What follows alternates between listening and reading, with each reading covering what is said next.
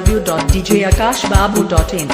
www.djakashbabu.in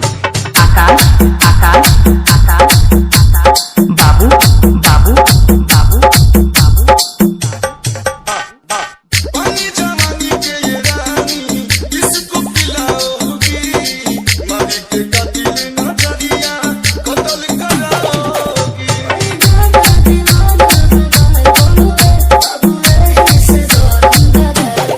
system तुहारी update भइल बा जैसे जियो के इंटरनेट भइल बा बोला के कारा से बालू गोरी से जवानी चॉकलेट भइल बा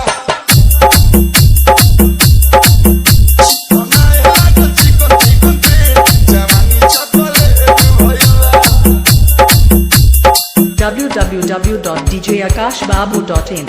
www.djakashbabu.in आकाश आकाश आकाश आकाश बाबू बाबू बाबू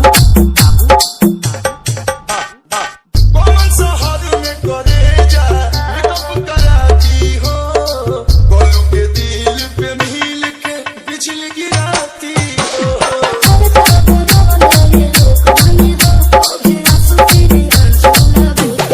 बॉडी तुहार मोटिवेट भइल बा कोइया तुहार खाली पेट भइल बा बोला के कारा से बारू गोरी से जवानी चॉकलेट भइल बा चिकन आए तो चिकन चिकन पे जवानी चॉकलेट भइल बा